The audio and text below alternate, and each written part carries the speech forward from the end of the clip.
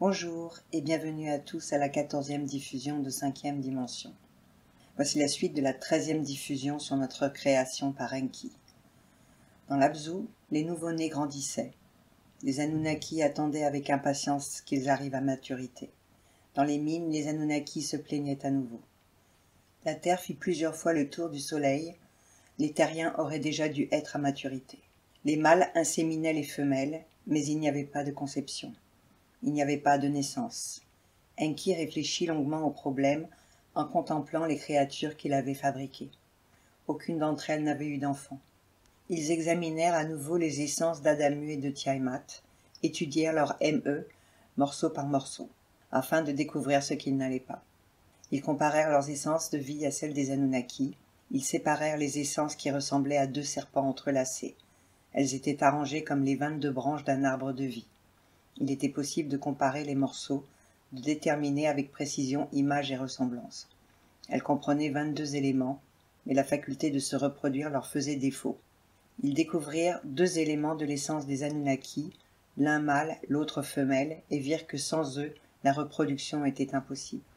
Dans la maison de la guérison, Ningishizda préleva l'essence de vie de la côte d'Enki et l'inséra dans la côte d'Adamu.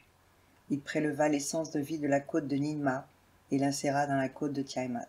Puis Adamu et Tiamat furent laissés dans les vergers de l'Éden, où ils pouvaient se déplacer à leur guise. Ils remarquèrent qu'ils étaient nus. Ils savaient qu'ils étaient mâles et femelles. Tiamat fabriqua des tabliers de feuilles pour qu'on les distingue des bêtes sauvages.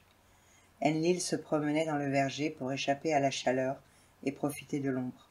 Sans le vouloir, il rencontra Adamu et Tiamat et remarqua les pagnes qui saignaient leurs hanches. Il convoqua Enki et lui réclama des explications.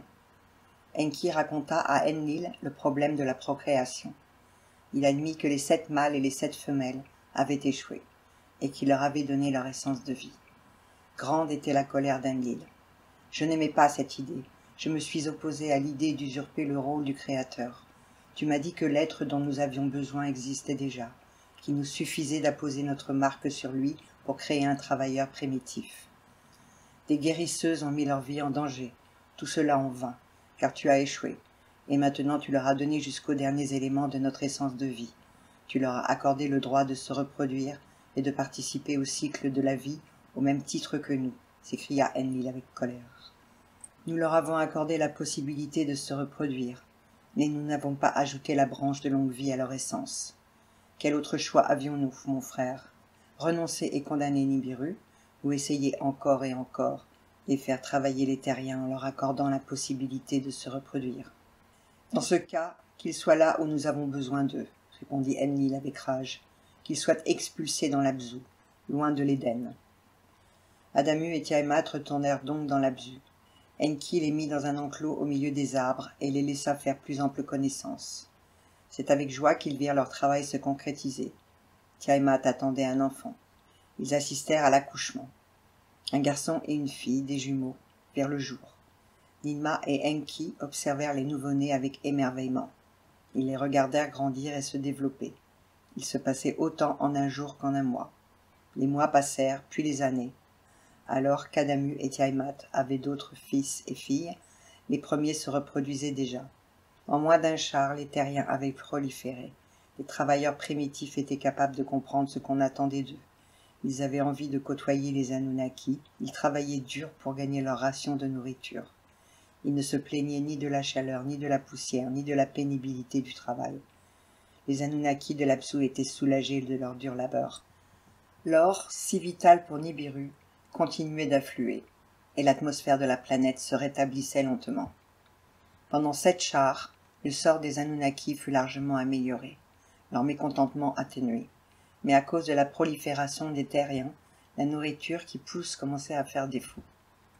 3 chars plus tard, il n'y avait plus assez de poissons et de volailles, et les plantes ne suffisaient pas à nourrir Anunnaki et terriens. Enki avait résolu de prendre des mesures. Il avait décidé de créer un homme civilisé, un homme qui sèmerait et cultiverait des graines, veillerait sur brebis et moutons. Dans son cœur, Enki avait pris sa décision, mais il se demandait comment y parvenir. Il observa les travailleurs primitifs de l'Abzu et ceux de l'Éden, dans les villes comme dans les vergers. Qu'est-ce qui pourrait les rendre capables d'accomplir ces tâches? Qu'est-ce qui a été laissé de côté dans leur essence de vie? Il observa les petits des terriens, et ce qu'il remarqua l'inquiéta. À cause de leur copulation répétée, ils régressaient vers leurs ancêtres sauvages. Enki marcha dans les marais, navigua sur les rivières. Il observait. Seul son vizir Izimud, qui savait garder les secrets, l'accompagnait. Il remarqua des terriens en train de se baigner et de gambader sur la berge. Parmi eux, 2 femelles d'une beauté sauvage à la poitrine ferme. Leur vue fit son effet sur Enki, qui fut habité d'un désir brûlant. « Serait-ce un crime d'embrasser ces jeunes femmes » demanda-t-il à son vizir. « Je vais approcher le bateau. Allez les embrasser, » lui répondit ce dernier. Enki sauta sur la terre ferme. Il appela une jeune femme qui lui offrit un fruit. Enki se baissa, la prit dans ses bras et l'embrassa. Ses lèvres étaient sucrées, sa poitrine était mûre et ferme. Il s'accoupla avec elle, déposant sa semence dans son ventre. Elle accueillit la semence sacrée dans son ventre. Par la semence du seigneur Enki, elle fut fécondée. Enki appela la seconde jeune femme, qui lui offrit des baies qu'elle avait ramassées dans les champs. Enki se baissa, la prit dans ses bras et l'embrassa sur les lèvres. Ses lèvres étaient sucrées, sa poitrine était mûre et ferme. Il s'accoupla avec elle, déposant sa semence dans son ventre. Elle accueillit la semence sacrée dans son ventre. Par la semence du seigneur Enki, elle fut fécondée. « Reste avec elle et veille sur leur grossesse » demanda Enki à son vizir Izimud. Izimud s'assit auprès d'elle. Lorsqu'il compta 4, leur ventre commença à s'arrondir. Lorsqu'il compta 10, le 9e était terminé. La première jeune fille s'accroupit et donna la vie. Elle eut un enfant mâle. La seconde jeune fille s'accroupit et donna la vie. Elle eut une petite fille. Ils étaient nés aux 2 extrémités d'un même jour, l'un à l'aube et l'autre au coucher du soleil. Les gracieuses furent ensuite connues dans les légendes sous les noms d'aurore et de nuit tombante. C'est au cours du 93e char que leurs enfants, engendrés par Enki, sont nés dans les daims. Izimud se hâta d'annoncer la nouvelle à Enki. Ce dernier était extatique. La conception a eu lieu entre Anunnaki et Terriens. J'ai créé l'homme civilisé.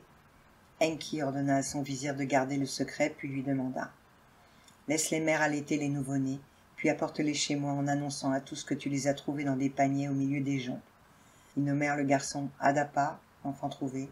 La fille fut baptisée Titi, celle qui a la vie. Ils étaient différents des autres enfants terriens. Leur croissance était plus lente, leur intelligence plus vive. Ils étaient capables de s'exprimer avec des mots. La petite fille était belle et agréable, elle était extrêmement douée de ses mains. Enki se chargea en personne de l'éducation d'Adapa. Il lui enseigna à tenir des comptes rendus.